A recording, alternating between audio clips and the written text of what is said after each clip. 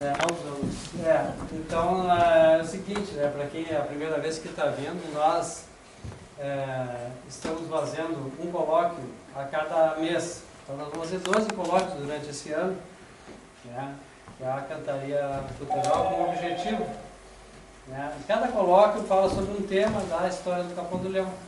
Com o objetivo de, no final dos 12 colóquios, a gente fazer um livro, uma apostila sobre os temas e distribuir para as escolas, para ficar conhecendo um pouco melhor a nossa história.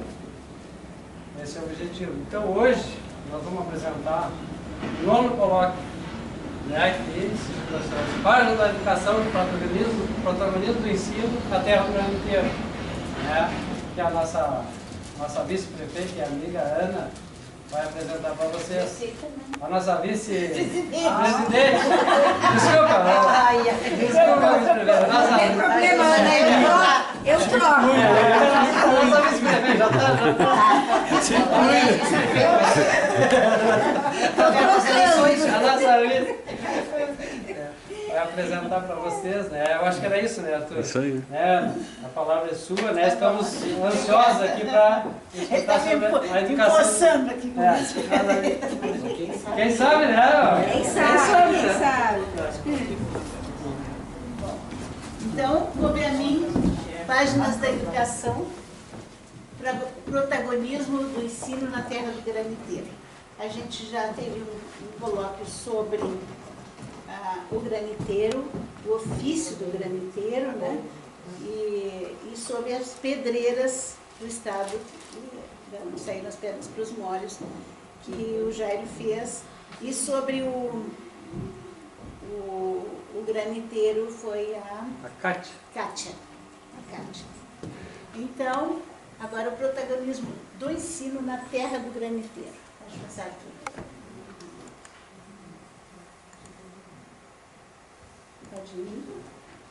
O objetivo do nosso encontro de hoje, então, é aparelhar o conhecimento sobre a história do município do Capão do Leão.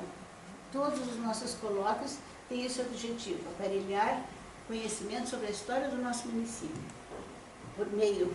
Está passando demais.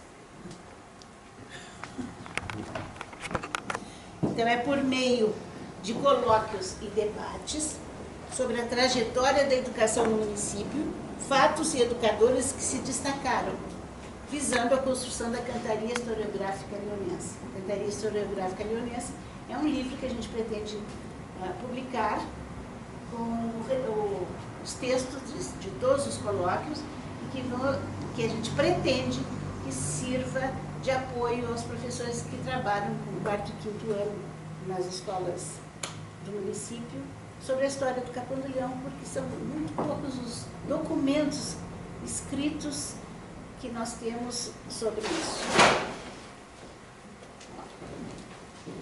Pode passar. O nosso trabalho vai se desenvolver em 4 etapas.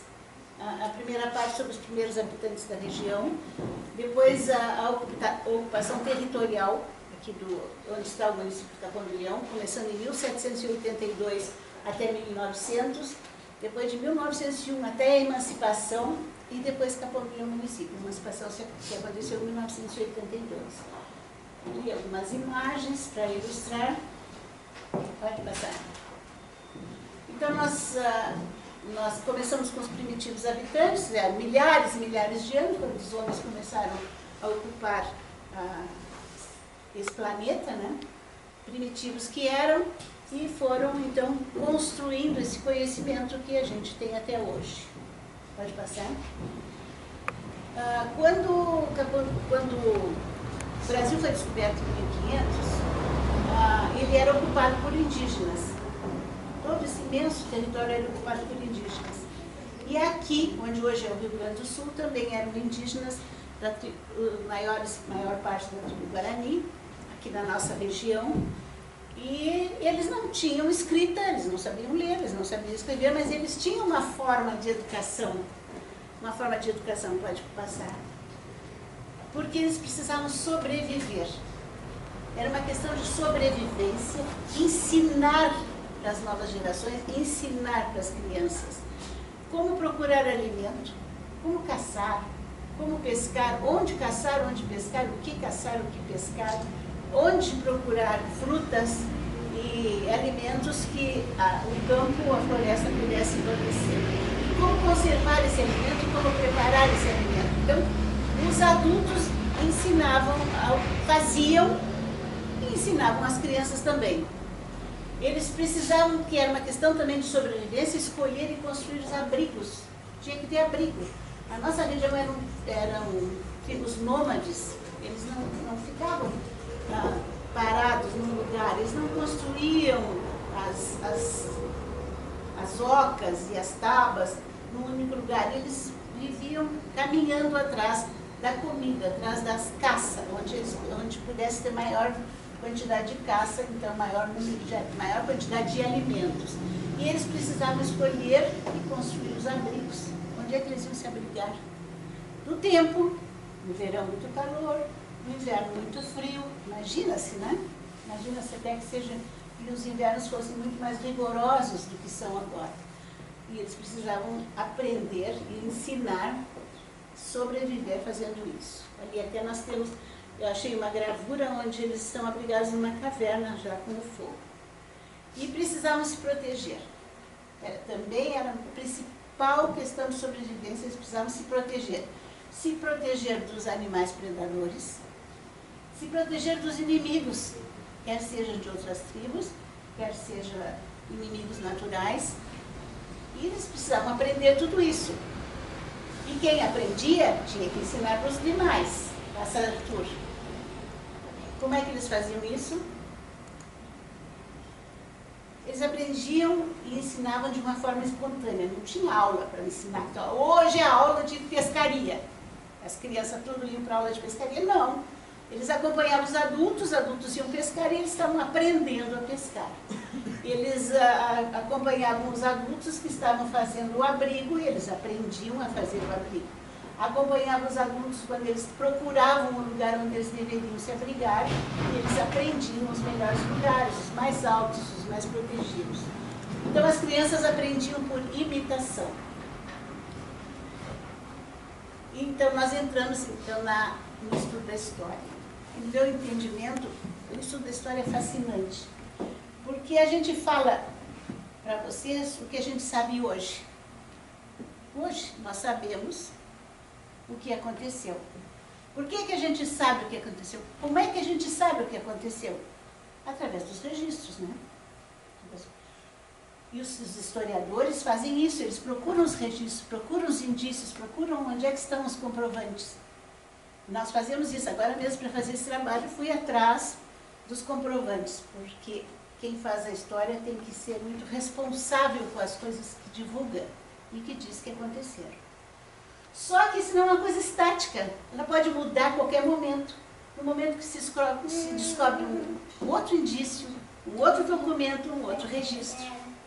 Então, o ensino da história, no meu entendimento, ele é fascinante por causa disso. Ele não é estático, ele pode mudar a qualquer momento. Mas como que eu aprendi a história de um jeito e agora é do outro? Claro, apareceram outros indícios, outros documentos, outros registros. Isso quem diz, quem fez esse registro foi o Caio César Bock, naquele livro Por que Estudar História? O livro é de 2007, e ele diz assim, que o estudo da história é fascinante porque está sempre em transformação, não é estático. É um conhecimento inacabado, não está terminado. É feito de versões, em constantes processos de revisão. Depende da cabeça de quem procura também, né? E é provocado pelos problemas, pelas descobertas, pelas fontes e os fatos surgidos no presente. O que se sabe, isso é o que eu volto a falar, o que se sabe, o que se fala, o que se escreve sobre fatos que aconteceram, pode mudar a qualquer momento. Então, eu começo meu trabalho agora sobre isso, contando para vocês como é que é a história da educação no Taquaribó. Que pode mudar a qualquer momento. No momento em que o Joaquim e o Arthur descobriram novos indícios, o que eu vou contar para vocês pode se transformar. Tá? Eu citei o Joaquim e o Arthur, que são os grandes historiadores aqui do nosso município e que têm essa preocupação em registrar o que eles descobriram. Vamos adiante. Então, nós começamos a história da educação no nosso município, mas eu tenho que fazer um paralelo com a história da educação no Brasil. Aqui, o Rio Grande do Sul faz parte do Brasil, né? Então, a história da educação começou muito antes. Em 1500, quando os portugueses chegaram ao Brasil, encontraram essa terra maravilhosa, cheia de índios, cheia de belezas naturais. Mas só em 1549 que chegou a expedição com os primeiros jesuítas. E esses jesuítas é que foram encarregados da educação dos filhos dos portugueses que estavam aqui e de catequizar os índios. O principal era catequizar os índios. Os jesuítas tinham essa missão no mundo inteiro, eles tinham que educar, eles tinham que trazer para a Igreja Católica, conquistar as pessoas para fazer parte da Igreja Católica. E eles estiveram aqui no Brasil, ali tem uma gravura que eu encontrei dos jesuítas catequizando os índios, conversando com os índios. Eles estiveram aqui no Brasil de 1549 a 1759, eles estiveram mais de 200 anos no Brasil fazendo isso. E lá mais para o norte, região de São Paulo, Rio de Janeiro e mais adiante, eles se destacaram, eles construíram escolas belíssimas que ainda tem, escolas que atendiam muitas crianças.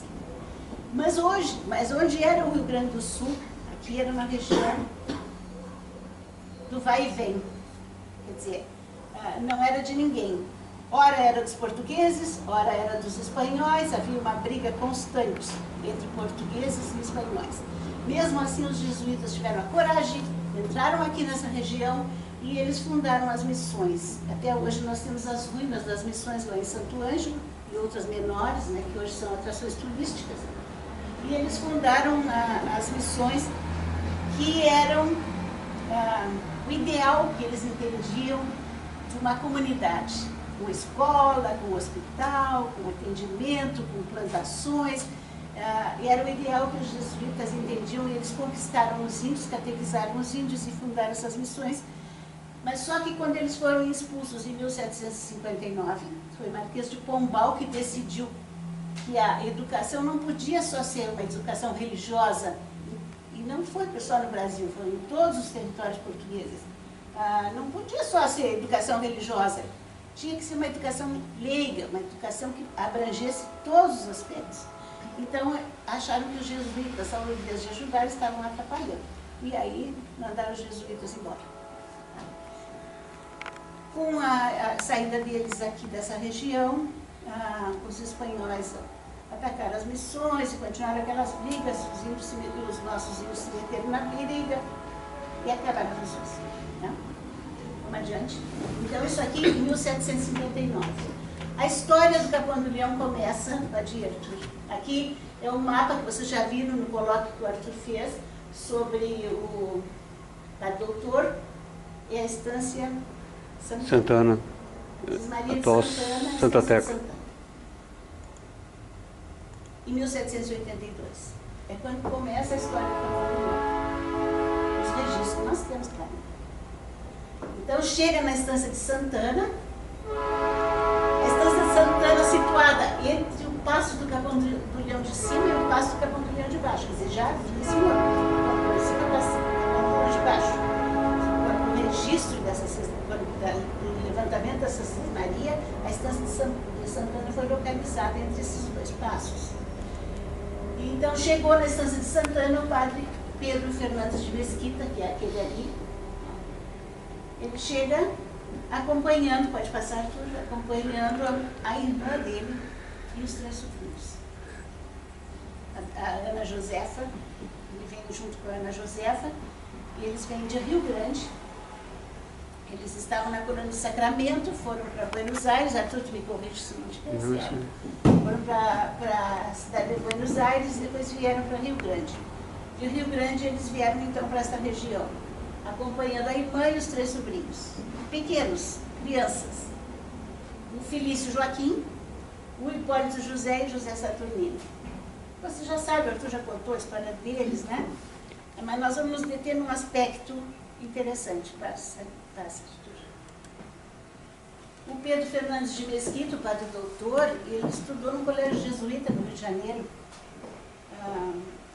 até os 12 anos, e depois ele se transferiu, ele foi estudar em Portugal, em Coimbra. Isso ali era uma coisa normal, quem tinha dinheiro estudava aqui, depois ia para estudar em Portugal, né? Ele foi para Coimbra e foi fazer direito canônico eclesiástico. Ele quis ser padre, ele queria ser padre, então ele foi estudar lá para ser padre. E ele voltou com 23 anos para o Brasil e ele foi nomeado vigário da vara. O vigário da vara é o representante do bispo numa determinada região. Com esse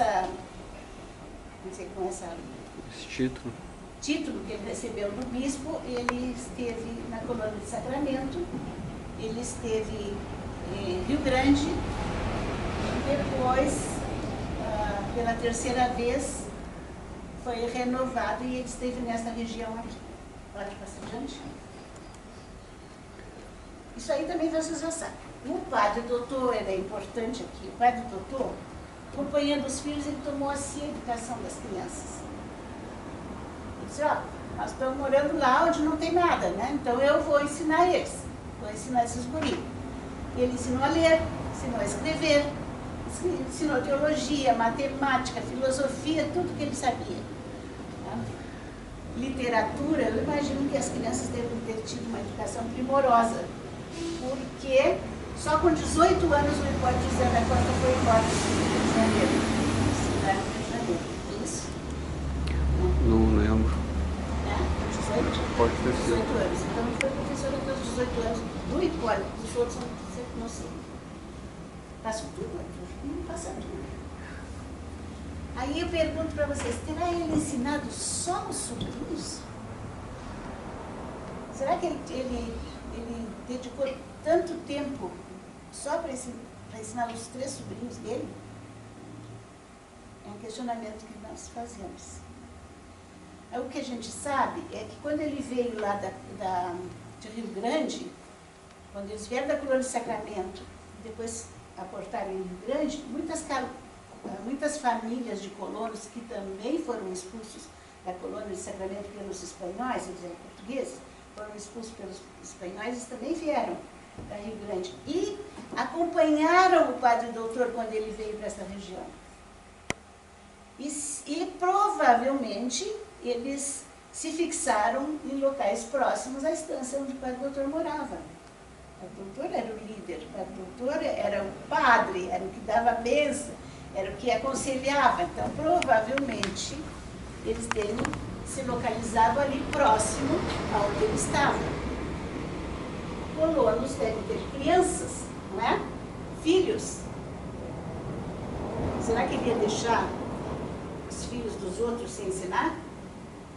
Sim, questionamentos. Em 1794, quando foi, ele recebeu a estância de Santa Tecla, que ele construiu a casa, né? Ele construiu também uma pia batismal. Para que serviria uma pia batismal aqui no Capandulhão, longe de, não tendo povoado, não tendo nada, só tendo os 3 sobrinhos que provavelmente já tinham sido batizados. Né? Para batizar outras crianças. Se supõe. Porque uma pia batismal está lá, na casa dele, até hoje, tá? A pia batismal está lá. Em 1794 que ela foi construída. Deve ter batizado outras crianças, não é? Porque faria uma pia batismal. Não, ele era padre, né? Continua. Só conjecturas. E essa gravura aqui mostra um jesuíta ensinando algumas crianças. E eu pergunto para vocês, teria sido o padre doutor o primeiro professor dessa localidade? Sim, provavelmente. Provavelmente. Provavelmente ele teria sido o primeiro professor. Não é, gente? Aqui nós vamos fazer uma rápida contextualização, já pensando não só no lugar onde nós estamos, mas pensando no Brasil como um todo. 1794, 1700 e pouco ele veio morar aqui, 1794 já tinha ido no batismal, entrou o século XIX, né? E muitas coisas aconteceram importantes no Brasil inteiro. Era colônia até então. Em 1808 chegou a família real portuguesa. Com muita gente, com toda a corte, acompanhada de muita gente e muitas necessidades. Então, o Dom João tratou de criar algumas condições, entre elas as escolas, principalmente cursos superiores, porque eles precisavam de pessoas que soubessem organizar a comunidade, organizar a sociedade, que estava meio desorganizada. Eles ficaram até, a família real portuguesa ficou no Brasil até 1821. Eles voltaram para o Brasil em 1821 e em 1822 foi proclamada a independência do Brasil. Neste período, a educação era leiga. Os jesuítas já não estavam mais aqui. Leiga, quer dizer, era dada por pessoas que não eram religiosas. Apesar de que alguns religiosos também continuaram educando, mas não era, eles não tinham primazia da educação, né? Algumas pessoas, a educação então era leiga. Foram criadas aulas régias. Em 1820 nós temos o registro de 2 aulas régias neste lugar aqui na província de São Pedro, que é atual Rio Grande do Sul. Uma aula régia no Rio Grande, porque foi a primeira cidade que começou aqui na Universidade de Rio Grande. Uma em Rio Grande e uma aula régia em Porto Alegre. Isso em 1820. Não temos registro de outras. As escolas eram particulares, mas a maioria eram aulas avulsas e domésticas. Quer dizer, os grandes, sabemos aqui que nessa região existiam grandes estâncias, já as charqueadas começavam a se estabelecer, né? E então o que acontecia? Os senhores de terra, os senhores das charqueadas contratavam professores para ensinar os filhos deles, não tinha escola, né? Então eram avulsas e domésticas. As aulas avulsas eram professores que atendiam outras crianças que não eram dos filhos dos donos da terra, né? E as aulas domésticas eram os professores contratados para atender as crianças. Os índices de analfabetismo eram muito altos, porque só eram atendidos os donos da casa, ou quem podia pagar um professor particular, ou podia ir na aula avulsa. Os professores que existiam eram muito mal pagos e com um atraso muito grande, recebiam atrasados. A educação não era pública, não era gratuita e não era obrigatória. É uma coisa que hoje estava...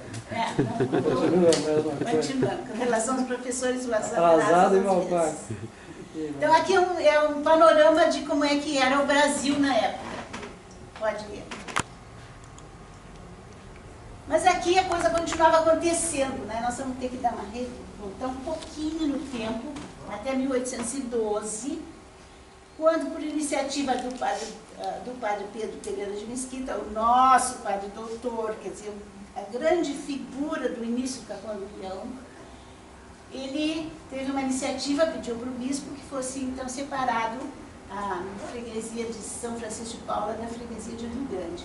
Então foi separada e foi fundada em 1812 a freguesia de São Francisco de Paula, que depois foi elevada à vila em 1832, e em 1835 a vila passa a ser cidade com o nome de Pelotas.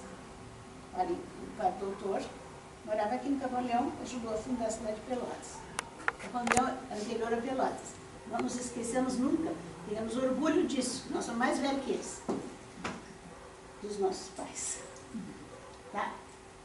Em 1872, Pelotas divide o território em 3 distritos. Ele tinha um território imenso de grande. E ele divide 3 distritos para a administração ficar mais fácil, né? E o segundo distrito é a freguesia da Buena. A Capela da Buena, a primeira capela que foi criada nessa região.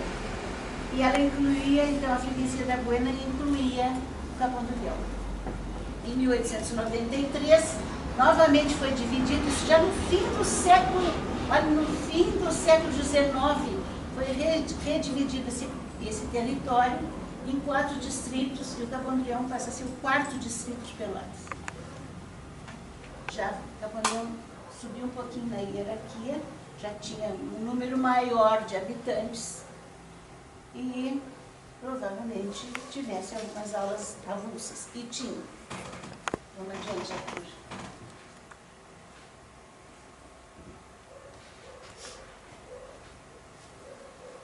Fim do século XIX, e para o Capão do Leão estão registrados 2 grandes fatores de progresso da nossa região.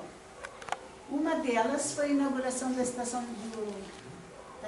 do Capão do Leão, junto à Estrada de Ferro do Rio Grande Cacequi. E o professor Gilberto Maria Alves nos falou sobre a aviação férrea, né? Muito bem, então, abordando a questão da construção dessa estrada de ferro como fator de economia e fator de colonização. E aconteceu aqui no Capão do Leão. Ali temos uma fotografia da primeira igreja, quando ela foi inaugurada. Primeira estação. Primeira estação. Eu estou mais na igreja. Estou vendo isso. E outras fotografias que eu achei ali da estação. Então, ali, provavelmente, os trabalhadores que estavam ajudando na construção da estrada de ferro também trouxeram as famílias e se localizaram aqui nessa região. Por favor, Joaquim, tu me corrige quando eu estiver dizendo alguma bobagem. Outro fator de progresso para essa região, progresso em termos de progresso mesmo, né, de gente que veio para cá, que veio se resolveu morar aqui, né, e aumentar a população. Pode passar. Vamos falar das pedreiras. Sim, agora, já fica nervoso se a gente não fala nas pedreiras. Falar sempre na terra. Em 1890, o governo aqui do Rio Grande do Sul decide-se pela construção dos molhos de Rio Grande com a utilização de pedras. Era o general Borges da Cunha? Do Rio Grande? Agora eu me esqueci qual era o Governador. Né? Borges de Medeiros.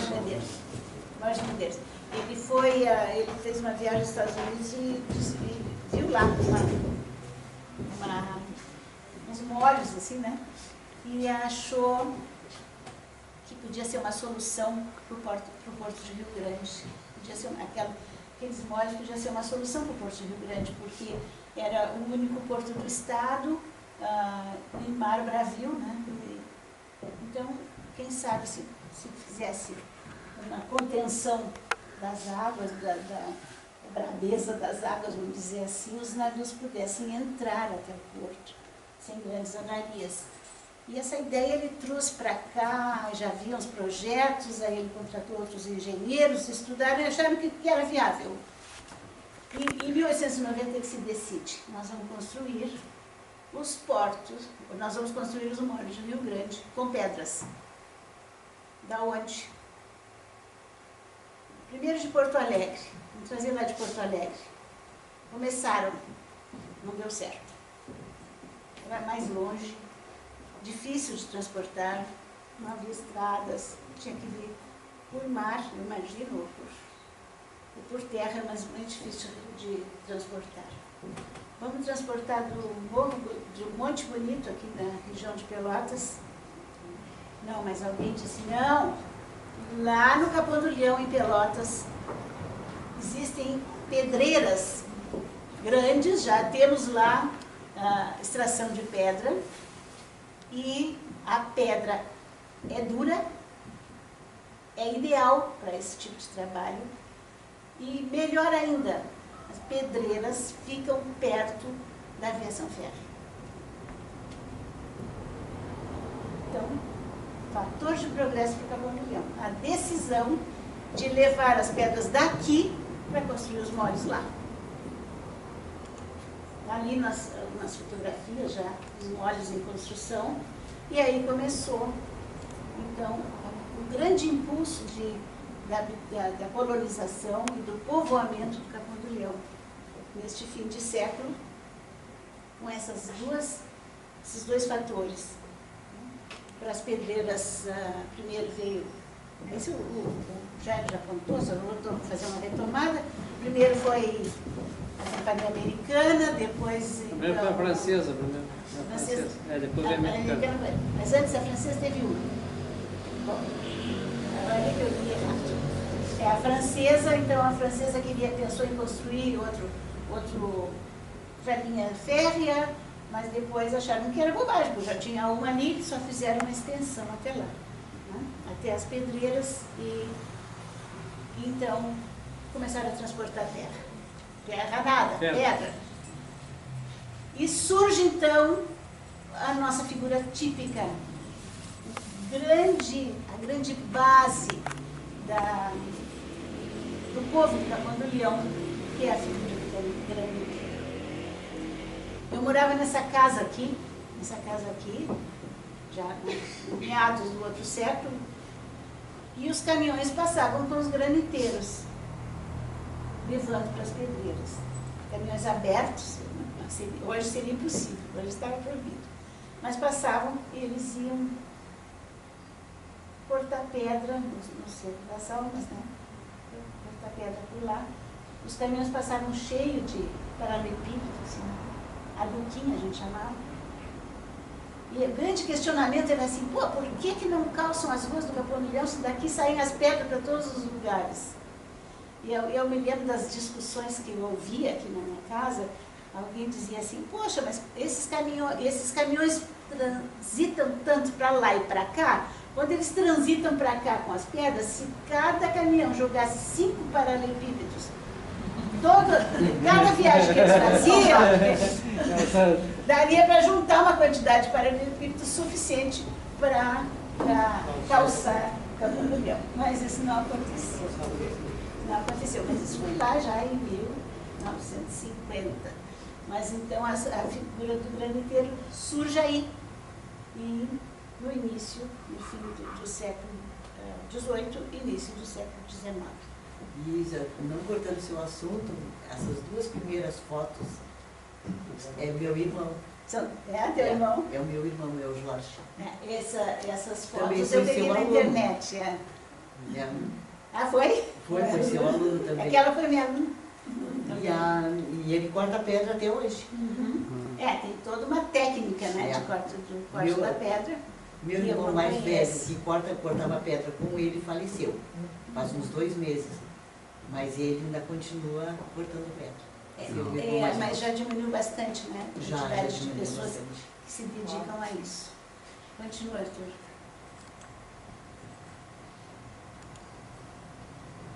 Mas e a educação até aqui? Nós falamos aí todo o século XIX, nós falamos da educação, né?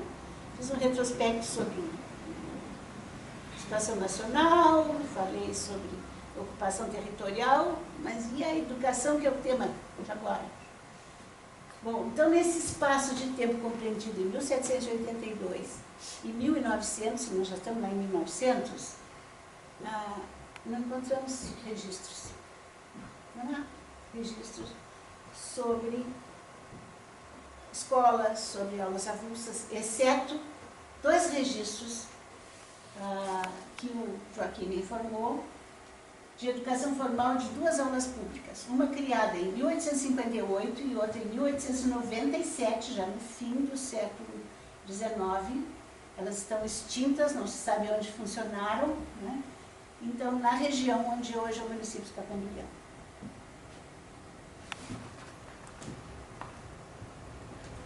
Será que a gente pode afirmar que foram as únicas? Não havia mais aulas avulsas? Será que nós podemos afirmar que não havia mais professores particulares? Podemos afirmar? Vocês acham? Não. Só as 2, no século inteiro, só 2. Não pode ser, né? Deve ter havido outras. Não há, é registro, gente, registro. Onde é que estão esses registros? Por onde que eles andam? Então, aqui o Instituto Histórico, que está preocupado com a história do município, não acha os registros. E eu só posso dizer para vocês que nós encontramos registro de 2 aulas, 2 escolas avulsas, 2, né, aulas públicas, 2, só 2. Num século inteiro. Não tinha outra. Deve ter havido, mas não encontramos. Pode ser que daqui a pouco a gente comece a encontrar, e no próximo colóquio do ano que vem, num outro colóquio do ano que vem, nós vamos dizer para vocês, encontramos nós 90 aulas avulsas. Tem 10, tem 15, vamos lá, mas por enquanto são só 2. Para onde será que andam? Não sabemos. E aí nós entramos no século XX. Aí sim, 1900, tem bastante registro, não tantos quanto nós queríamos, mas o primeiro que a gente encontra, um registro no jornal, diz assim: em 1901 foi lançada a pedra fundamental da igreja, de uma igreja aqui no Capão do Leão. Capão do Leão já era um povoado grande, né? já começavam a vir para cá descobrir aqui no Capão do Leão, que era um lugar aprazível, bom para veranear, né? E ali na Estância Santa Tecla, eram os donos da estância, que depois eles, o pai do doutor vendeu, ele morreu, e o cunhado dele recebeu de herança, né? Vendeu, passou. O último, um dos proprietários eram os barões de Santa Tecla, o barão de Santa Tecla, o barão e a baronesa. Quando o barão morreu, a baronesa resolveu construir a igreja, uma igreja em homenagem ao marido falecido, e a pedra fundamental foi lançada em 1901. Foi uma festa muito grande, assim, as pessoas vieram de trem para participar, foi um dia inteiro de festa para o lançamento desta pedra fundamental, conforme notícia do jornal, registrado no jornal. Tá? E ela doou o terreno e doou o dinheiro para a construção dessa igreja, e que teria uma escola, era uma igreja e uma escola. A igreja só ficou pronta em 1915, mas há registro que a escola funcionou antes de 1915.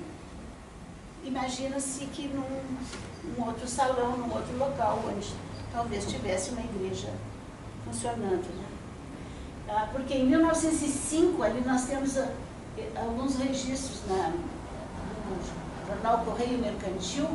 Primeiro registro em maio, que diz assim, ó, que a professora Genebra Viana foi transferida para Pelotas.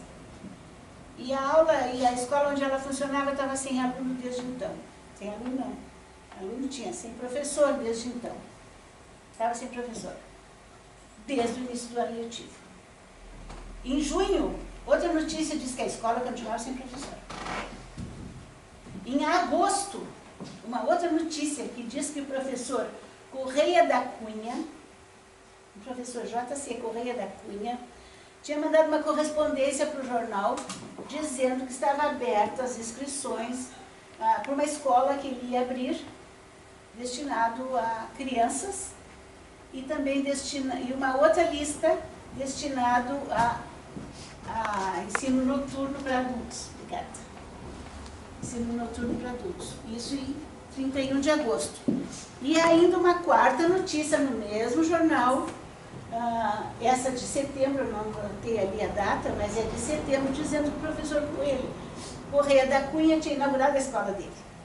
E que as autoridades tinham ido lá, e tinha sido um evento bonito. Aliás, eventos bonitos sempre eram noticiados. Imaginamos que sejam eventos bonitos mesmo, né? Que o jornal não tenha maquiado, mas deve ter sido, porque a gente gostava de festa. A gente, eu digo nós, gostávamos de festa. Então, e que essa aula do professor, essa escola do professor Correia da Cunha ia funcionar no salão anexo à igreja. Então, existia um salão anexo à igreja, onde funcionava a escola. Tá? Em 1900, aqui eu começo a registrar algumas descobertas, né? Em 1911 existiu uma aula particular denominada Nossa Senhora da Glória, também na área da Capela Santa Tecla. Não é a mesma do Correia, né? Do professor Correia, mas Joaquim não é a mesma, mas é no mesmo local. Em 1913, num local que não se sabe aonde, foi extinta também, está extinta, aliás, foi extinta, não, está extinta, foi criada uma aula particular, Arnulfo Giguete, pelo sobrenome, deve ter sido algum descendente dos nossos imigrantes. A gente sabe que a gente recebeu, conforme aparece o professor Joaquim, nós recebemos, assim, profissionais e pessoas que trabalhavam, e eram mais técnicos, que trabalhavam nas pedras, de diversos países, inclusive da Itália. Isso aqui deve ser italiano, pelo sobrenome. Mas aí, em 1916, acontece uma coisa interessante, ó.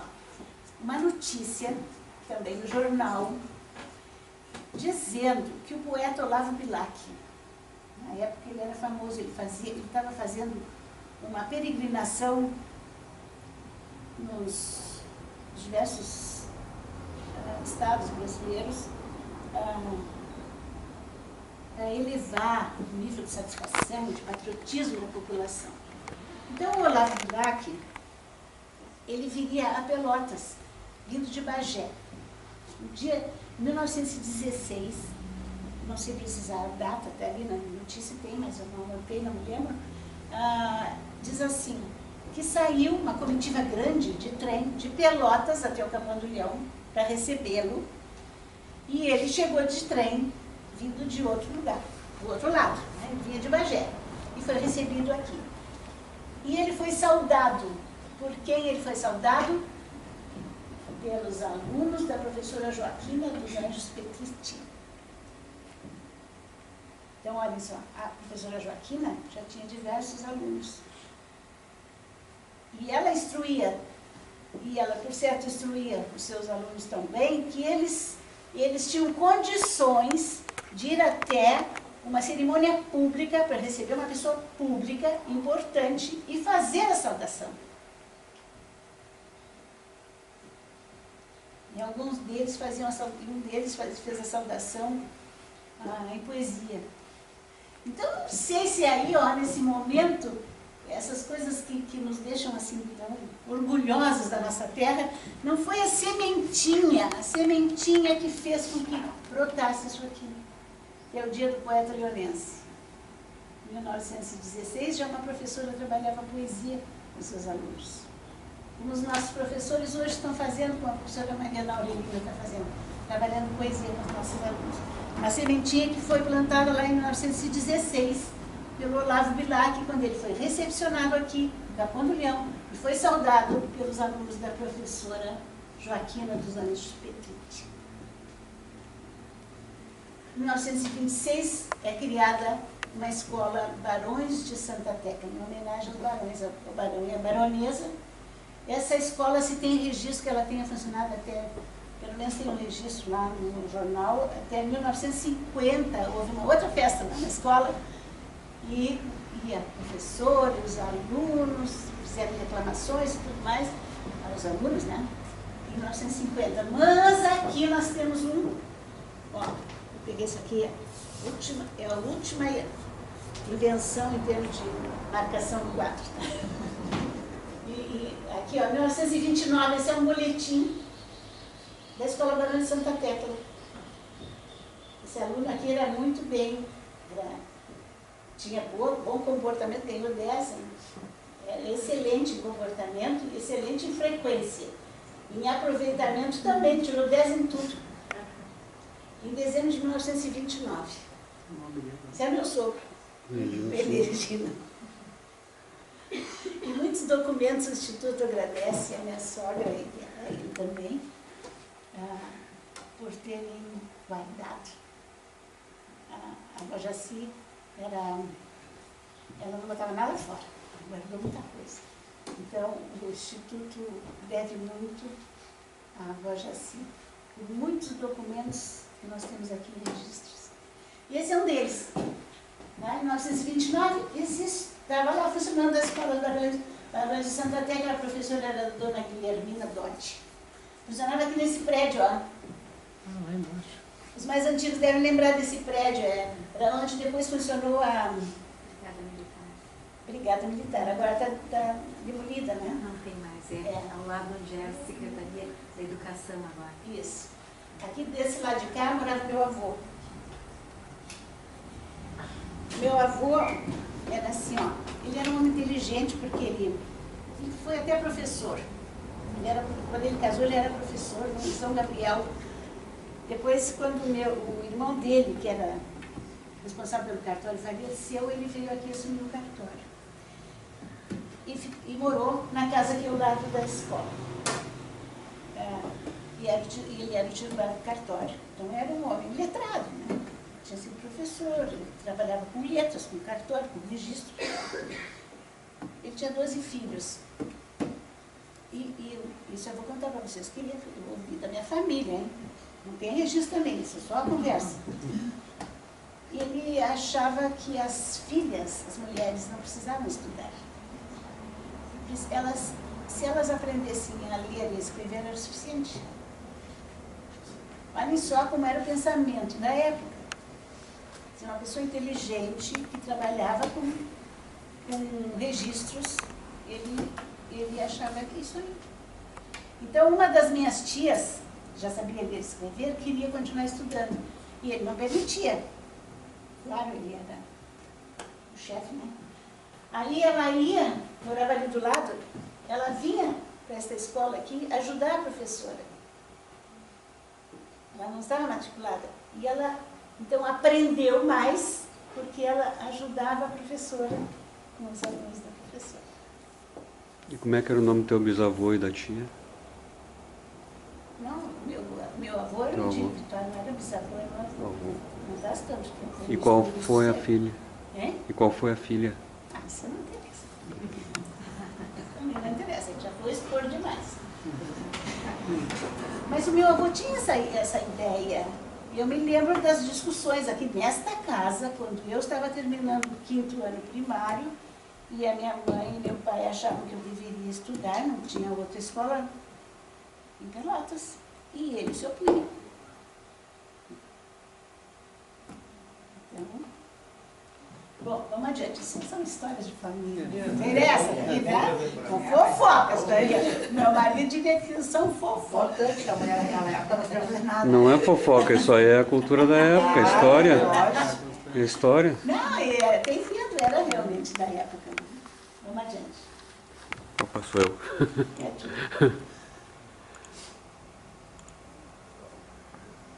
Aí, em 1928, são criadas 2 escolas que faziam história no nosso município. A Escola Barão de Arroio Grande, no Teodósio, e a Escola Álvaro Berchon, lá no Passo das Pedras. Este ano elas estão completando 90 anos.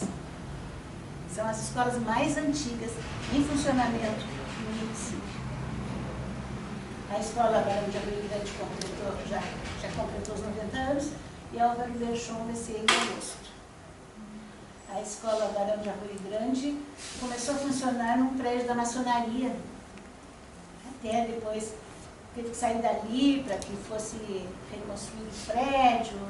Tem toda uma história que depois a Luciane vai nos contar. E a Escola Álvaro Berchon, lá no Passo das Pedras, no ano passado nós estivemos lá, o Jair e eu, fazendo um trabalho com os alunos, e os alunos mais velhos estavam fazendo uma pesquisa na comunidade por causa que esse ano seria a comemoração dos 90 anos. Então eu fiz contato com a professora e disse, se eles quiserem, depois de 90 anos, virem aqui relatar para nós o nosso espaço do Instituto está aberto, que teria o máximo prazer de recebê-los. Vamos adiante, fico eu devaneando, eu pedi para o Jair que me interrompesse se eu falasse demais. Não, tá bom, tá.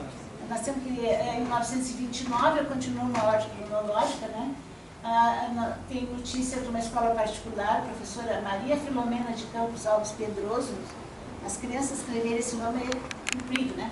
Maria Filomena de Campos Alves Pedroso, no fundo do Teodósio. Está extinta também. Aí, ó, de 33 a 36, se registra aqui no Capão do Leão um grande movimento da comunidade, que merece registro. Eu só vou fazer um parênteses, viu?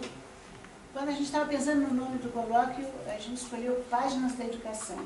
Não é o livro inteiro, tá, Luiz? Ô, gente, eu não vou falar no livro inteiro da educação, são páginas. Então pode ser que eu pule algumas coisas, tá? Mas isso aqui cabe registro. De 33 a 36A, aqui no Capão do Leão, uma quantidade de correspondências endereçadas às autoridades da época. Essa aqui é encaminhada ao interventor federal do Rio Grande do Sul, General Flores da Cunha, em Porto Alegre, no dia 23 de maio de 1933.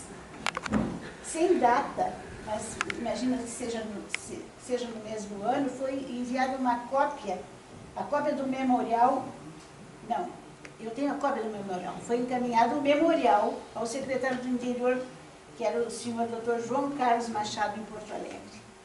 Em 1935, uma correspondência ao prefeito de Pelotas.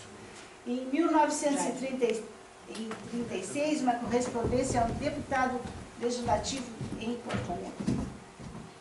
Em 1936, em junho de 36 também, uma outra correspondência dirigida ao diretor da Instrução Pública de Porto Alegre.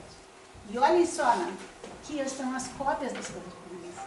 Isso que eu estava dizendo para vocês, os registros, a importância do registro, da gente guardar o registro. Quer dizer, o original deve ter se perdido. Cada vez que troca lá o chefe, eles fazem, rasga tudo, né? Bota fora. Mas alguém guardou o registro. Isso aqui é importante. Nos dá subsídios para afirmar para vocês que de 1933 a 1936 funcionavam aqui no Capão do Leão 3 escolas. Uma era Barões de Santa Tecla,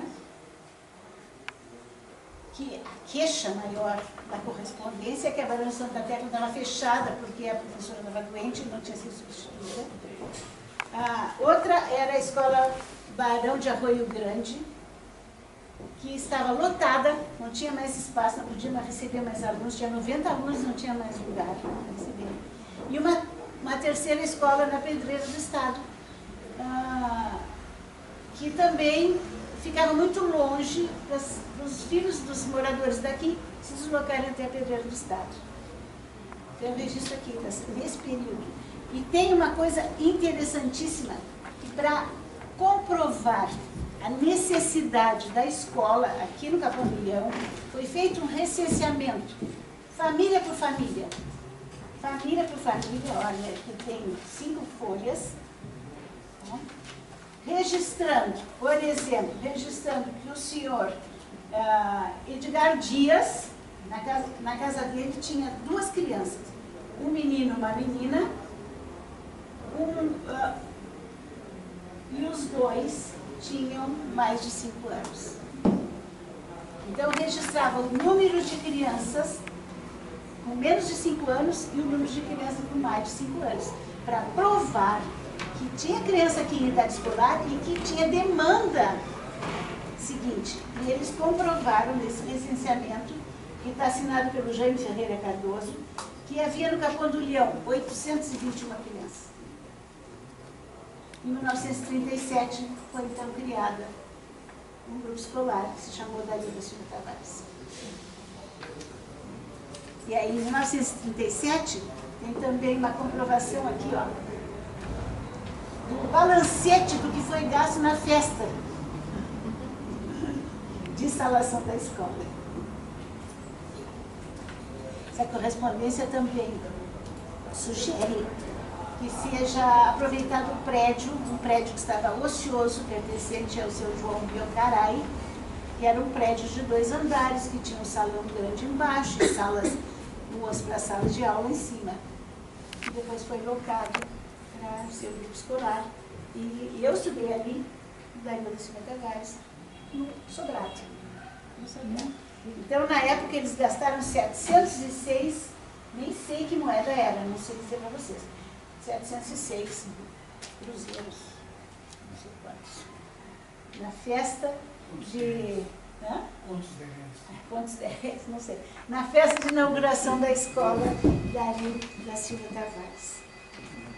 Yolanda, eu só queria acrescentar uma coisa assim, ó, em relação a essas aulas particulares, era até muito comum na época, até 1930, porque como havia um problema de falta de uma estrutura de educação no país, tu ia lá, tirava um registro profissional que ensinava em casa. Não precisava terminar nada, ensinava em casa.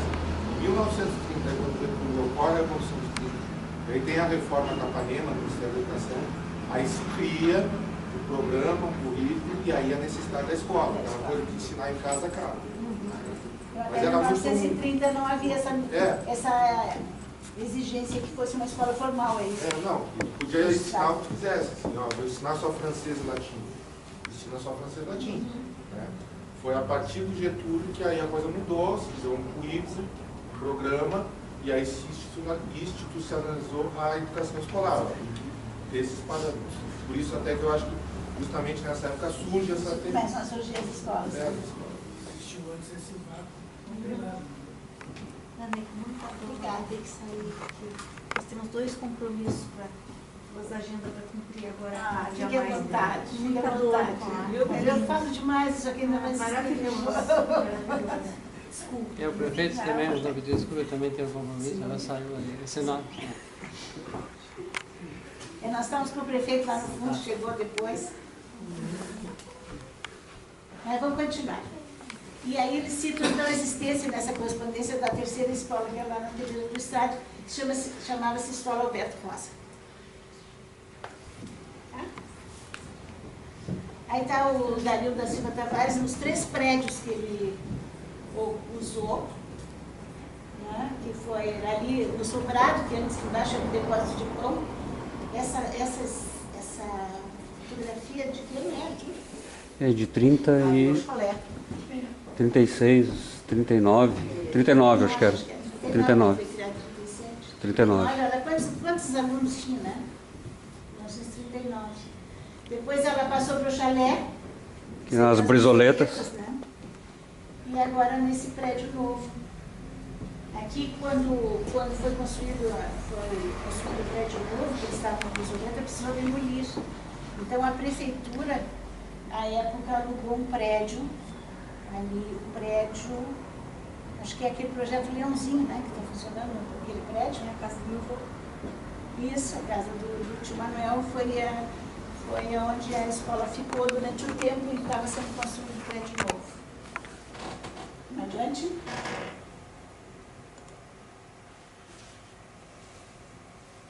Agora, tudo isso Capão do Leão não era nem vila. Só em 38 que ele é vila, passa a ser vila. Subiu mais um pouquinho. Em 1943, para a educação do atual município, tem uma coisa importante que foi a criação do Instituto Agronômico do Sul, onde hoje é Embrapa. E com a criação do Instituto Agronômico do Sul, foi transferido para cá, para esse território, a Escola de Agronomia Eliseu Maciel, que funcionava em Pelotas, foi criada por um decreto imperial em 1883. Então, a Escola de Agronomia Eliseu Maciel foi transferida. Olha só que enorme é o prédio da Escola de Agronomia, né? Eu acho que foi a primeira faculdade até, né? Uma das mais velhas, né? Das mais antigas do Brasil. É um motivo de orgulho para Pelotas, né? Porque ela agora faz parte da Universidade Federal de Pelotas. Vamos adiante? É mesmo, está dentro do Capão do Leão, isso aí, valeu. Está dentro do Capão do Leão. Nós estávamos no... Vai ter que voltar, Arthur. Vai ter que voltar, eu esqueci de uma coisa. Tudo isso aqui, esse período aqui, é um período em que a gente estava numa ditadura, né? De Getúlio Vargas.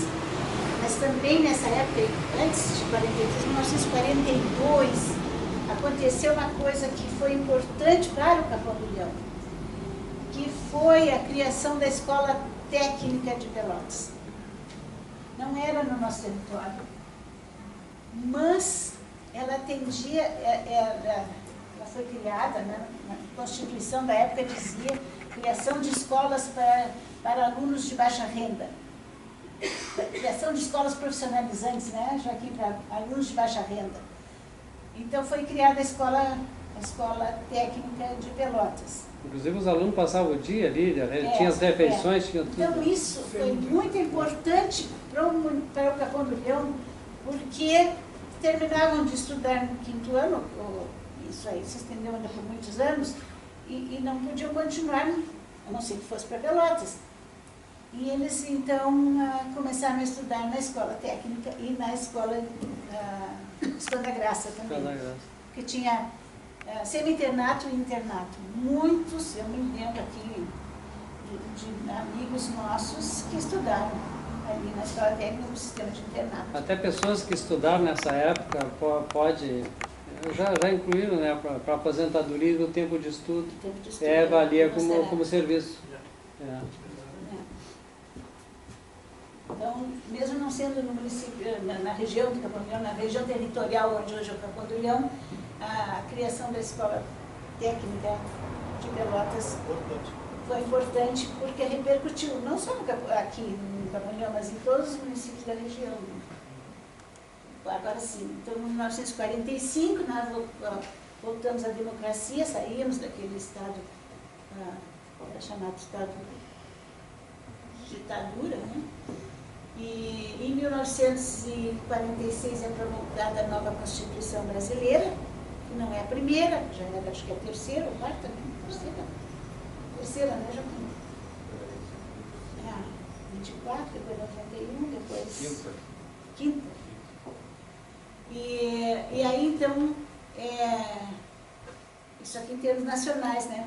Então, é aprovada a primeira lei de diretrizes e bases. Até então, não havia nenhuma lei de diretrizes e bases que tratasse especificamente da educação. Essa, em 1961, por exigência da Constituição, essa lei tramitou durante 10 anos no Congresso, até que foi aprovada em 1961. Arthur? E aí, em 1963, nós temos a primeira tentativa de emancipação do Capão do Leão. Ainda, a primeira tentativa de emancipação do Capão do Leão, que não logrou, todo mundo sabe disso, depois quem não sabe vai ter que vir no próximo colóquio, vou falar sobre isso. Tá? Mas junto, nós temos uma cópia do processo, e no anexo 11 do processo diz assim: o setor educacional da zona emancipanda, que é essa zona aqui nossa, conta com uma universidade rural, uma escola de agronomia. A universidade rural tem, aqui nesse território, na zona emancipanda, uma escola de agronomia, que é Elisa Maciel, um curso superior de ciências domésticas, que funcionava lá também, e o Centro de Ensinamentos e Informação do Sul.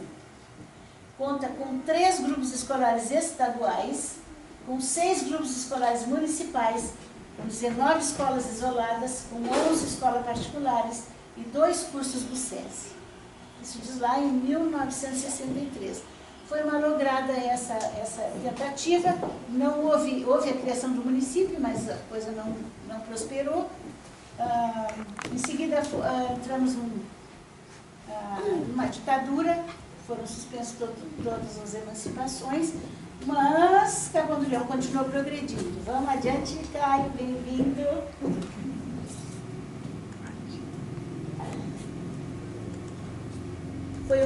Existiu um grande movimento popular. Como eu já falei antes, a gente estudava aqui no Capão do Leão, eu digo a gente porque eu sou dessa época, até o 5º ano primário. 5º ano primário, os grupos escolares tinham até 5º ano primário. E depois a gente tinha que fazer um exame de admissão para ir para o ginásio. E só aqueles que tinham condições financeiras, as famílias que tinham condições financeiras, para levar, ou permitir que os seus filhos ou fossem estudar numa escola interna, o Gonzaga, tinha o São José, que oferecia um internato, ou fossem morar com famílias que moravam em Pelotas, ou fossem morar em como é que chamavam? Assim, não seriam hotéis, eram pensões estudantis para poder estudar, mas geralmente crianças ainda com pouca idade, né? Então eram poucos que iam. Eram poucos que iam para lá. E o que acontecia? Os guris terminavam o 5º ano e o pai dizia, não, agora nós vamos trabalhar. Vamos cortar pedra. Daí nós voltamos lá naquela educação, ó, lá do início da educação indígena. Então, vamos lá, crianças, vocês vão aprender a cortar pedra. E os meninos iam junto com o pai e aprendiam, observando o pai, recebendo essa orientação direta do pai, a cortar a pedra.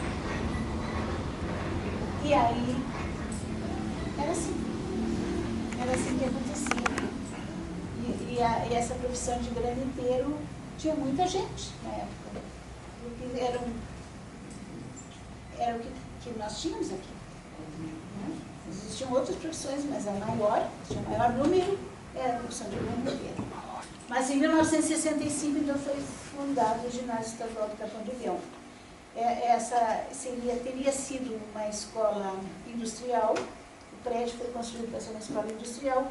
Até hoje não ficou esclarecido por que não saiu uma escola industrial, só que o prédio ficou pronto e ficou ocioso durante 3 anos, se deteriorando, até que houve um grande movimento e ali foi instalado um ginásio estadual. O ginásio estava encampou, né? No prédio foi instalado o ginásio estadual e ele começou a funcionar com a 1ª e a 2ª série estadual, ginasial. Alunos que já estavam estudando em Pelotas voltaram, moravam aqui e voltaram para estudar aqui.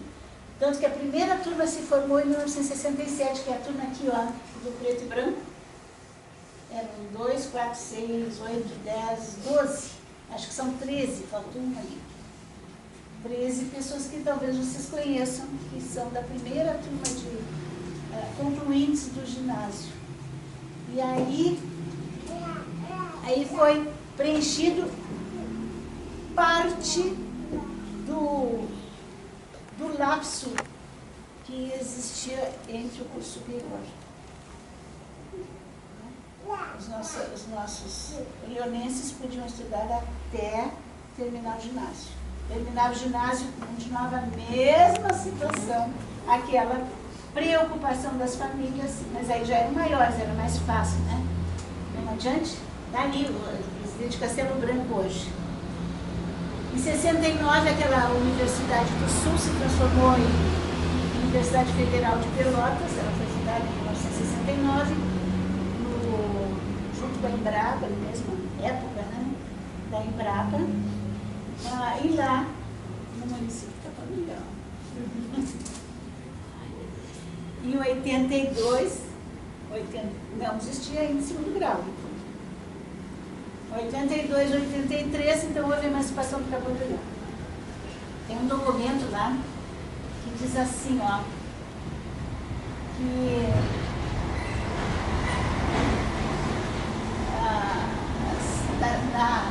a educação funcionava aqui na escola, uma universidade federal, numa escola integrada de 1º grau, que se chamava Jornalista Hipólito José da Costa, que era constituída por uma unidade de ensino de 5ª a 8ª e 2 de 1ª a 4ª. Chamava escola integrada. Na época a legislação era assim, né? E 18 escolas municipais de 1º grau incompleto. E mais 2 pré-escolas. E o número de alunos das escolas municipais só, municipais, em 1983 eram 1.464 alunos, nas 18 escolas. Já é um número bem grande, né? Aumentou bastante. Então, até que surgiu o 2º grau. Em consequência da emancipação, é criada a Escola Estadual do 2º Grau em Capão do Leão. A aula inaugural foi em março de 1987. A escola foi fundada em 1984 e a aula inaugural ela só começou a funcionar em 87. É uma história comprida. Naquele livro, Olhares sobre o Capão do Leão, tem um artigo que eu escrevi sobre isso. Mas, como eu disse para vocês, se a gente não se baseia em documentos, a gente pode não estar falando corretamente ou omitindo algumas informações. E naquele artigo lá eu omito, esqueci, simplesmente, porque eu participei intensamente desse movimento de criação da escola de segundo grau. Eu trabalhava na época na Delegacia de Educação e era eu que montava o processo. Eu e a equipe onde eu trabalhava. Então eu esqueci completamente que nós montamos 3 processos. Um processo foi para que fosse instalado no prédio da escola, não tinha espaço suficiente, a gente não conseguiu comprovar espaço. As exigências da Secretaria de Educação eram muito exageradas, assim, bem rigorosas. Nós montamos um outro processo para funcionar a escola de segundo grau lá no Faria Santos. Temos cópia desse processo aqui, no Instituto. E isso aí foi o que eu estou dizendo que omiti naquele artigo, eu esqueci mesmo. Não foi aceito, até que nós montamos o processo para que funcionasse no prédio realmente onde ela começou a funcionar, porque então já estava em fase de construção. Então foi autorizada a funcionar e nesse tempo todo se levou 3 anos para que a escola realmente funcionasse. Aí está preenchida a lacuna.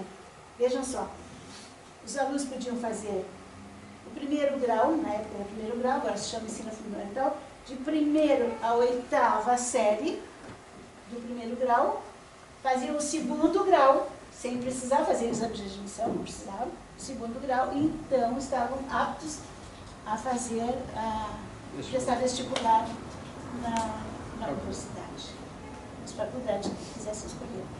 Até então, o município de Capão do Leão não tinha completado isso, essa exigência toda de continuidade escolar. Interessante, né? Isso só aconteceu na verdade, só aconteceu em 1990, né? Quando a primeira turma terminou o segundo grau. Hoje o município de Capão do Leão tem 2 escolas de segundo grau. Uma é a Presidente Castelo Branco e a outra é a Escola Estadual de Ensino Médio, hoje se chama Ensino Médio, no Jardim. Está aqui, ó. O Jardim está lá.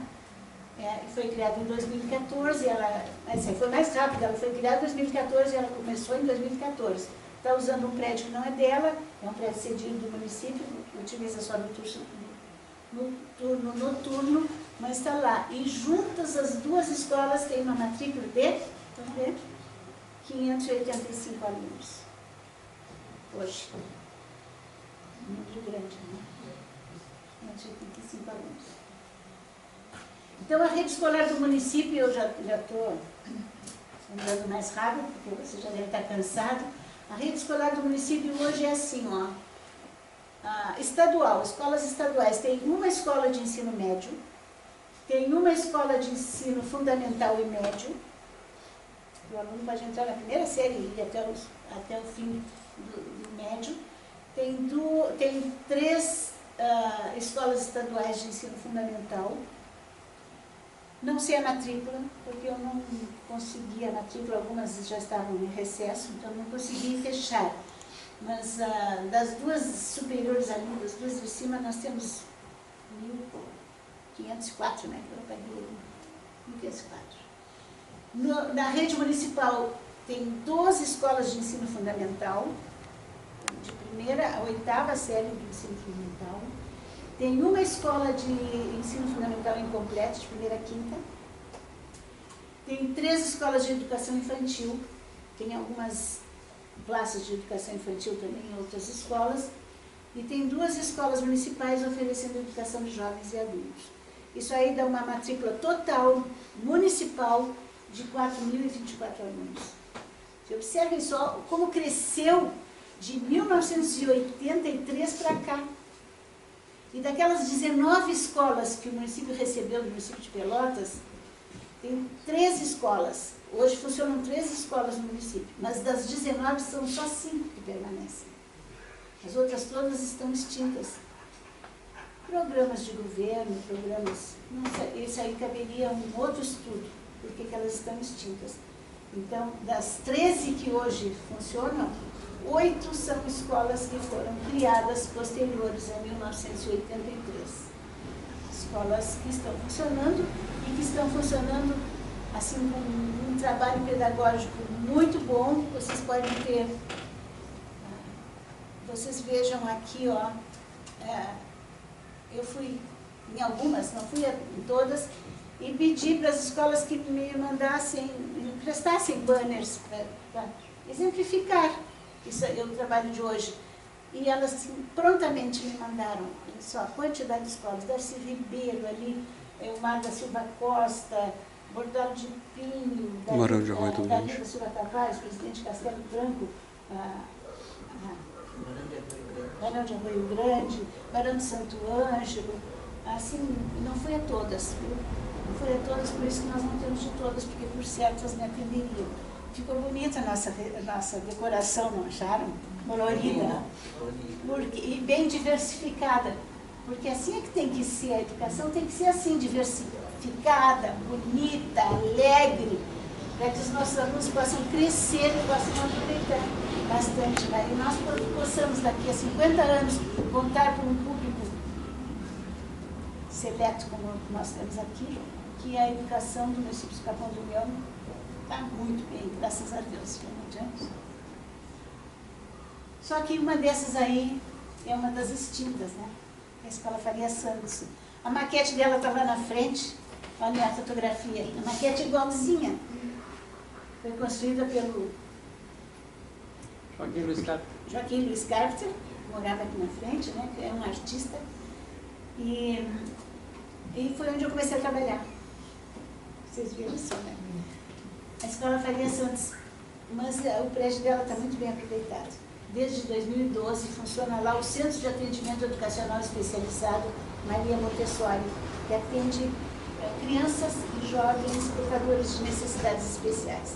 Então, eles têm uma equipe especializada que trabalha com essas crianças e jovens, conta com o auxílio da comunidade, conta com o auxílio, eles recebem verbas de... quando eu falei com a professora, não disse da onde, mas devem receber verbas de outros centros, né? Sei lá, outros lugares. Mas a prefeitura ajuda bastante no transporte dos alunos. E como ela está situada lá na região do DEPREC, na nossa pedreira do estado, nós temos aqui o Jairo, que vai nos contar como é que está lá e como é que foi antes. Senta um pouquinho dessa situação. Tem uma cria aí para ela. Pô, gente, para mim é uma satisfação, né?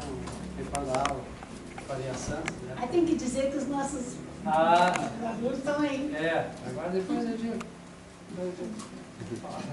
Nossos alunos, nossos amigos, companheiros.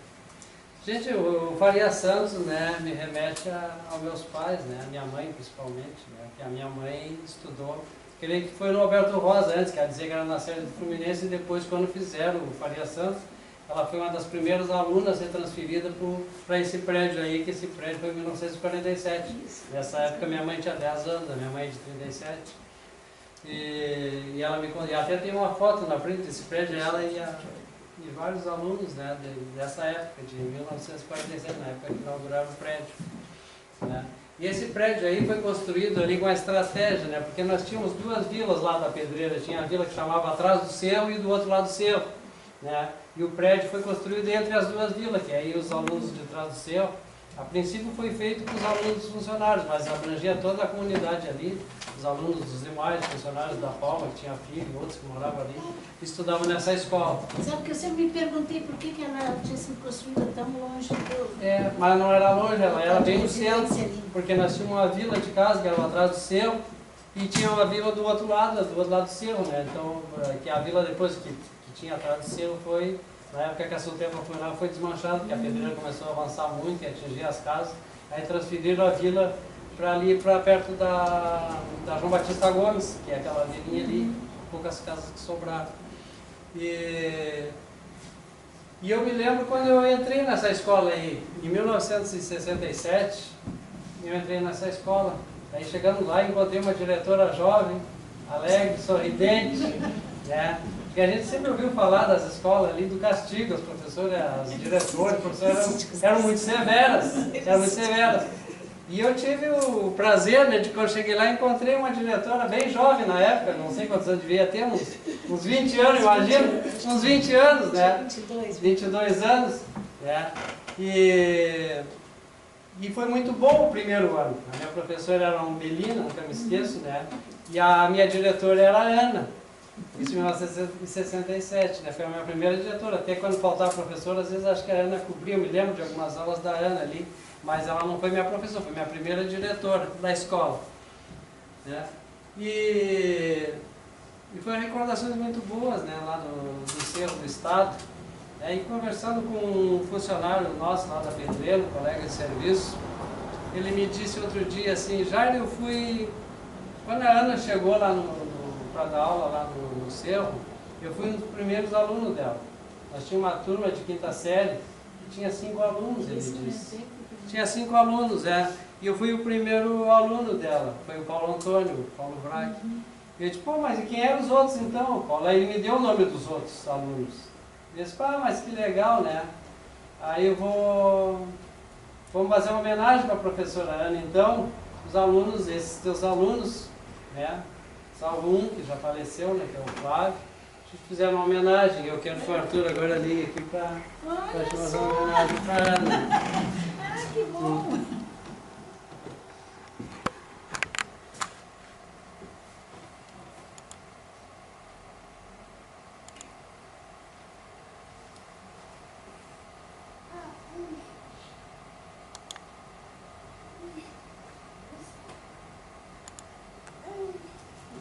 Esse aí é teus alunos, né?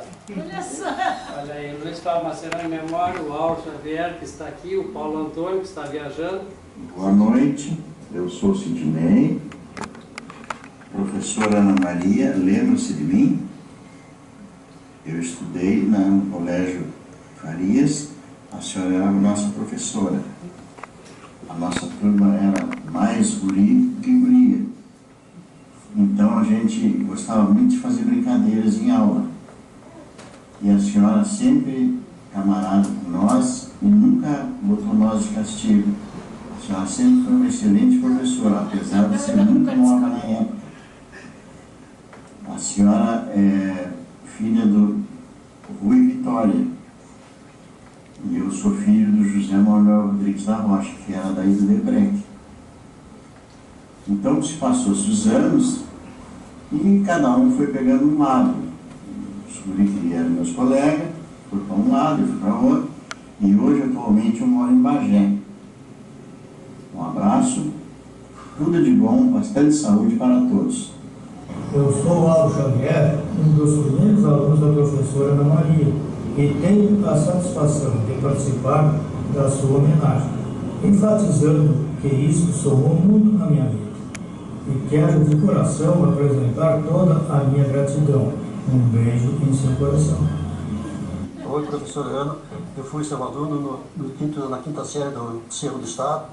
E aquela sala ao lado da cozinha, só se lembra de mim. Eu sou o Paulo Antônio Vrac da Silva. Eu sou o João Gilberto Madruga, mais conhecido como Beto Madruga. Nasci no Cerro do Estado e estudei na Escola Faria Santos. Lembro que na quinta série éramos uma turma de 5 alunos, todos meninos, e que naquele ano nossa turma iria receber uma nova professora. A expectativa era grande com a chegada dessa nova professora. Um certo dia chegou a professora em questão, jovem, bonita, atraente, mas séria, sem mostrar os dentes. Se apresentou e então constatamos que aquele ano ia ser diferente. E de fato foi, pois com a sua sabedoria e inteligência, ela dominou a turma e passamos a admirá-la cada vez mais. E assim, passou-se mais um ano letivo, que para nós foi o último naquela escola. Passaram-se mais de 50 anos, e hoje estou aqui, revivendo o passado e tendo a graça de poder homenagear essa pessoa, que foi de suma importância no nosso último ano escolar. pois com seus ensinamentos e conceitos levamos para a nossa vida lá fora e fomos abençoados, pois nos tornamos cidadãos de bem, um bom pai, um bom avô e sem dever a ninguém. Agradeço a Deus por nos conceder saúde e vitalidade, pois alcançamos a terceira idade, firme e forte, e relembrando aqueles tempos de glória, e o mais importante, que é ter essa oportunidade de homenagear nossa querida ex-professora Ana Maria Vitória.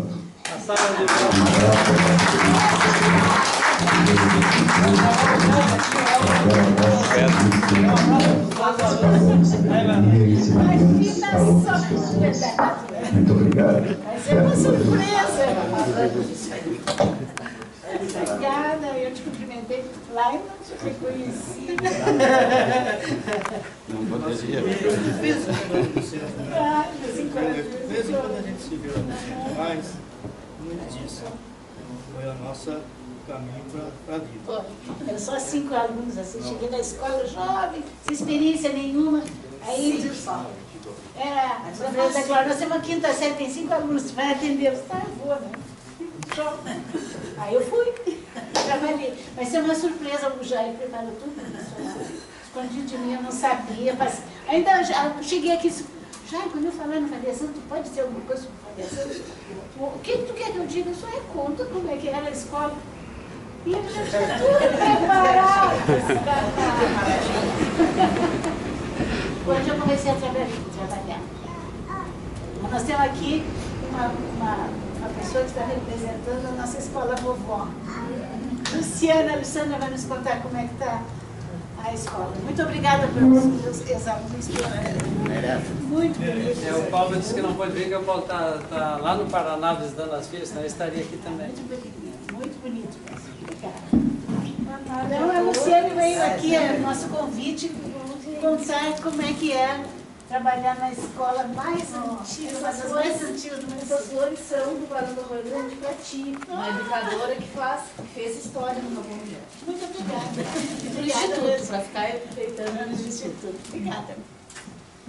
Tudo bom, gente? Assim, ó, eu não vim falar, até me constrangi agora, porque depois de escutar a Ana, né, com tanta experiência, falando de educação, eu não vou ter a mesma...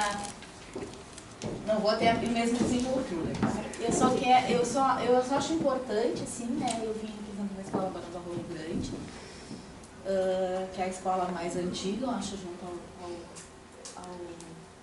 ao show, né, do município.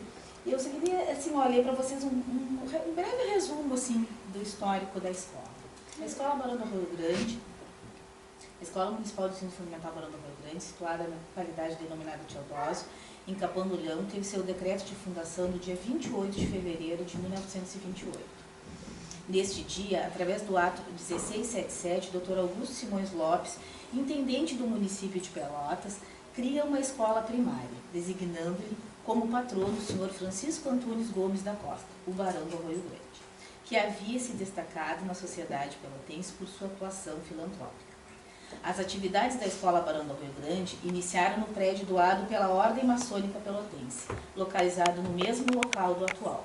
Com o decorrer do tempo, o prédio necessitou de reparos e reformas. Assim, a escola transferiu-se para outros locais provisórios, mas permaneceu na localidade, atendendo a crianças da mesma comunidade. Em 1953, o atual prédio foi entregue à comunidade e é onde hoje funciona a escola, que em decorrência da demanda de vagas necessitou por diversas vezes ser ampliada. Desta forma, realizadas as alterações em decorrência das reformas das leis educacionais, a escola passa a denominar-se Escola Municipal de Ensino Fundamental Barão do Rio Grande. Em 2008, a escola completou 80 anos de sua criação e foi desenvolvido um projeto pedagógico voltado para o resgate dessa história e para o reconhecimento do papel desta instituição do ensino dentro da própria história da educação do município.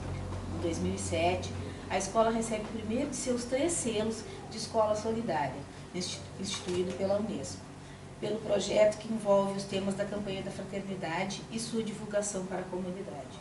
Posteriormente, a escola recebeu premiação pelos projetos Todos contra o Crack e Amigos dos Animais.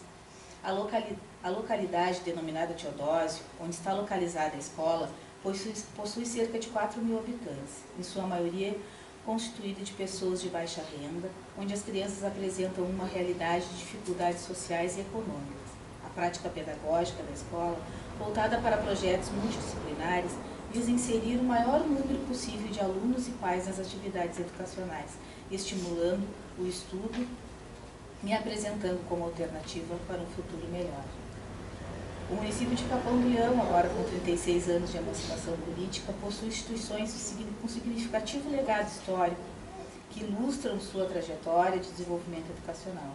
A Escola Municipal Barão do Rio Grande figura entre essas instituições, que com seriedade e comprometimento está voltada para a formação do cidadão, com um novo pensar sobre a educação, preocupado com as questões éticas, sociais e sustentáveis, interessado numa prática educacional reflexiva, cooperativa e democrática. Acho que isso aqui resume um pouquinho, né, da história da nossa escola. A Ana já fez um apanhado histórico e realmente a educação ela vem, né, evoluindo, e a gente fica pensando, né, o que se fazia antes, o que se faz agora em relação à educação, o número de alunos, o quanto tem que se atender, as novas legislações educacionais, né, que cada vez são mais rígidas, que colocam a criança antes na escola, né. Hoje nós somos obrigados, via legislação, de crianças de 4 anos já estarem na escola, né, porque a gente acredita, eu acho que esse é o espaço, né, gente, é por aí, é pela educação, né. Conhecimento é a única coisa que não é tirado do ser humano, né? O resto tudo a gente pode perder. Conhecimento a gente adquire e não pode ser tirado em nenhuma situação. Então, assim, ó, eu venho falar da Escola Barão do Rio Grande com muito carinho, porque é uma escola que me acolheu há 29 anos atrás. A professora Ana Aurelina fala com muita propriedade também, né? Trabalhou muitos anos lá conosco, 30 anos, né? E faz parte. Os alunos hoje, quando falam da Escola Barão do Rio Grande, lembram da Ana Aurelina, a professora Ana Aurelina, aquela professora que acolhia, que escutava, que cobrava, mas que sempre tinha uma palavra amiga. Então esse é o espírito da nossa escola. Nós queremos lá, né, ensinar os alunos, produzir conhecimento, produzir aprendizagem, mas nós queremos que de lá saiam cidadãos de bem, pessoas para o bem, pessoas que pensem no outro, no próximo, na sociedade. Pessoas que se emancipem junto à sociedade, que se empoderem das coisas, que possam fazer a transformação que a gente tanto quer, que a gente tanto fala, né? Que a gente precisa que as pessoas se apropriem das coisas, que transformem o lugar onde vivem, né? E é isso que a gente quer, é isso que a gente tenta.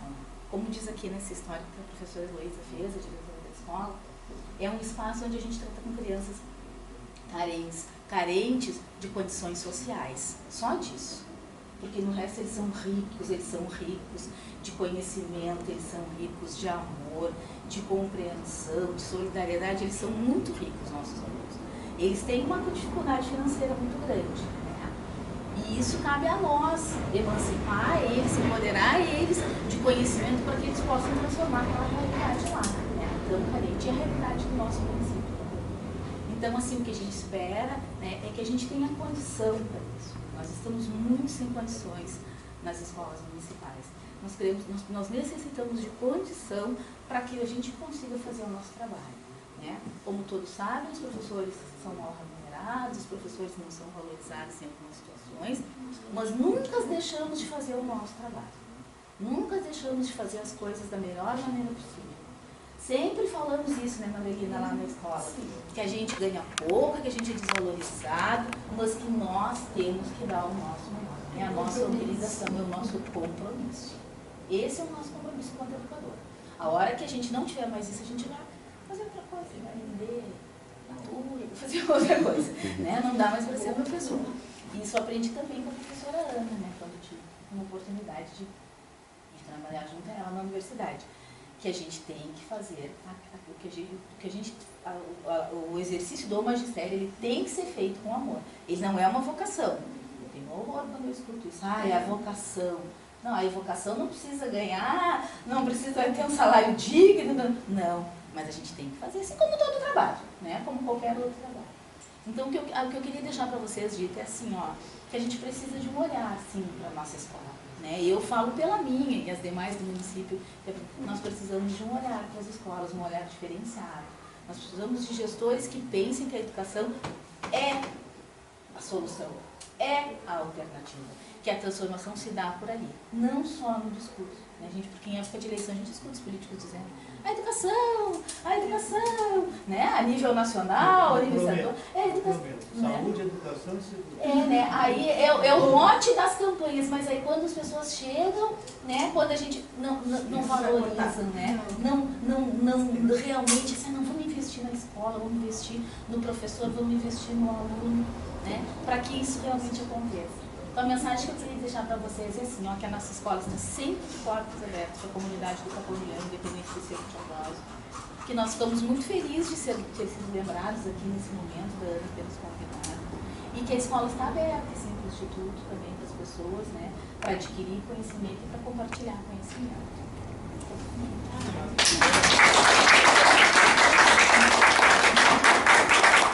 Obrigada. Alguém da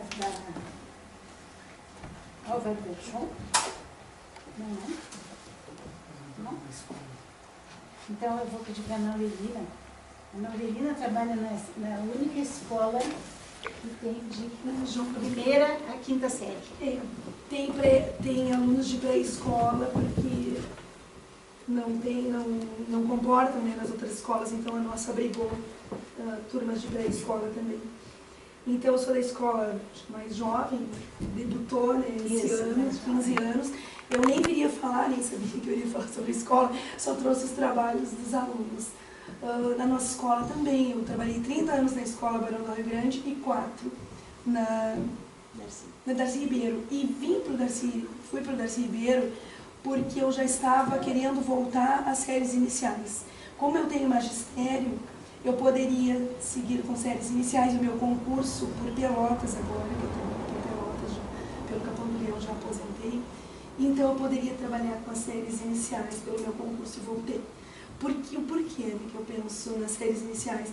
Porque é dali que formam, né, é a base para as outras. Então, quando os alunos chegam lá nas outras séries, nas séries finais, eles vêm com muitas deficiências. E o escrever, ler, é muito importante. E eu gosto muito de trabalhar com poemas. E o Vacari, quando foi patrono da Feira do Livro, foi em todas as escolas e foi na minha escola. E para minha alegria, eu já tinha paixão por poesia e gostava de trabalhar com os alunos. Mas a forma como ele ensinou, as rimas, nunca mais eles esqueceram. Esses alunos que eu tenho hoje, eu acho que eram do 3º ano, hoje estão no 5º. E eles dizem, professora, se coloca no cantinho todas as palavras que rimam com aquela. E depois nós vamos montando. E assim surgiu. E com o livro, com a coletânea, né, que ele fez sobre a história do Capão do Leão, muito interessante, porque ficou fácil o entendimento, né? A história toda em versos e também com o cordel. Como eu gosto muito com a função da geografia, da literatura de cordel, eu aproveitei o que é o cordel, de onde surgiu. Eles gostaram tanto, eu disse, então agora vocês vão falar sobre a rua de vocês. E ali, para minha alegria, né, que o Vacaria me disse, professora, até o dia 29, só acho que era dia 26, a senhora tem condições de me mandar uns poemas? E eu enlouqueci. Aí na sala de aula corri para trabalhar, então não tem todos, tem alguns. E eu, para minha alegria, ele publicou, eu nem sabia que ele ia publicar os poemas. E nós fizemos assim, penduradinho no cordão, como a literatura de cordel. E o dia da comenda, né, do Flores Bem Abracelas, eles vieram à Câmara, eu escolhi, não fiz um sorteio, porque eu não poderia trazer a turma toda. E para eles foi uma alegria imensa, até hoje eles falam. E depois eles escreveram, depois eu tenho que trazer para o Jairo, como eles se sentiram escrevendo sobre a rua, fazendo os poemas, indo à Câmara de Vereadores, a importância que foi deles. É sobre a rua, está ali, ó. Tá, é sobre a rua, está ali, são os poemas representados. Um deles até o afiliado da Luciane, que é meu amigo. Eu que falo do céu do Estado ali também. E a nossa escola é uma escola pequena, com 200 e poucos alunos, mas é uma escola bem acolhedora, muito bom trabalhar com os pequenos. Eu acho que nós que já estamos mais no final de carreira, né, é muito bom, porque a gente se sente assim, revitalizado com os pequenos, muito bom. Era isso, um pouquinho.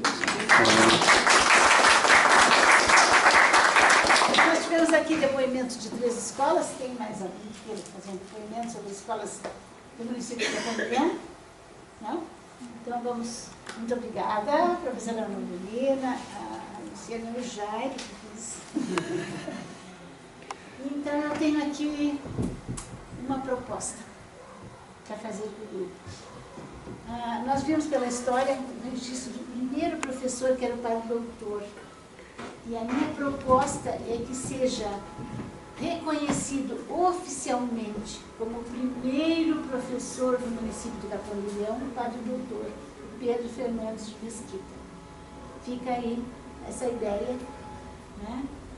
Essa ideia para que a gente possa pensar e escolhê-lo, então, escolhê-lo não, aceitar oficialmente como sendo ele o primeiro professor do município de Capão do Leão.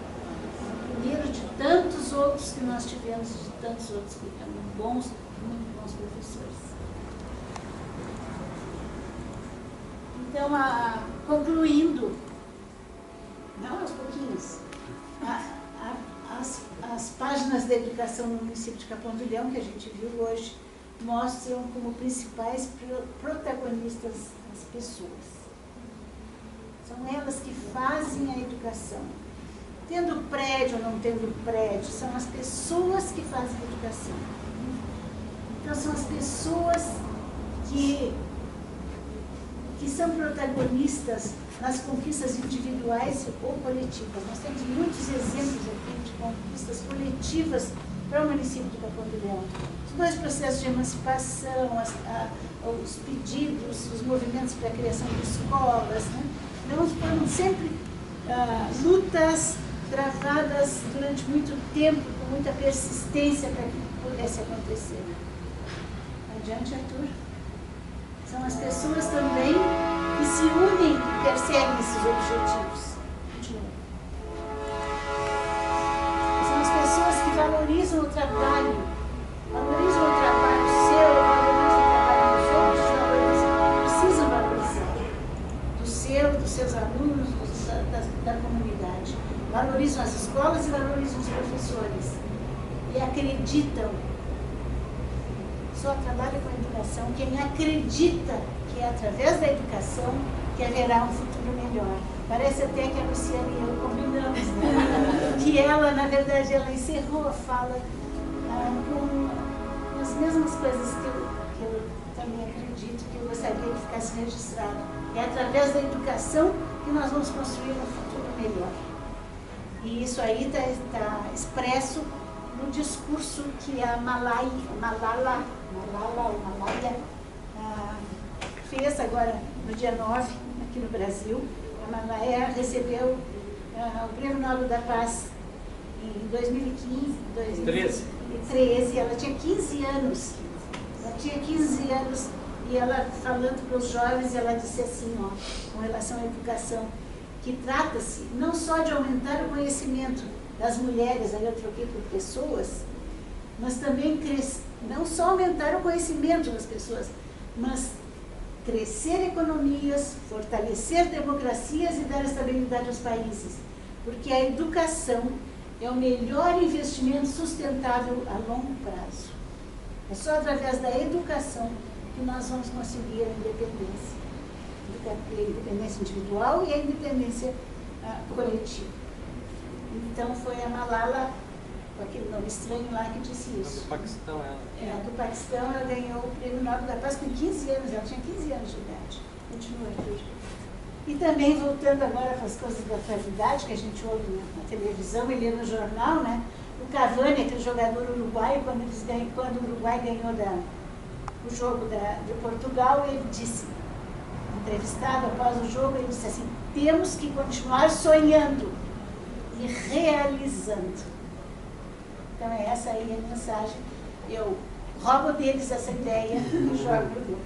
Temos que continuar sonhando, mas também realizando, porque sonhando a gente fica só no imaginário, né? Realizando os nossos sonhos.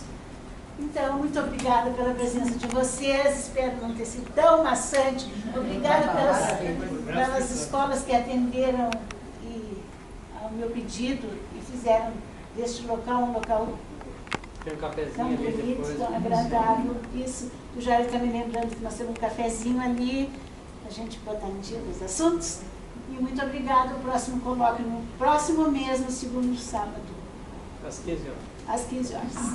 Tá? Muito obrigado.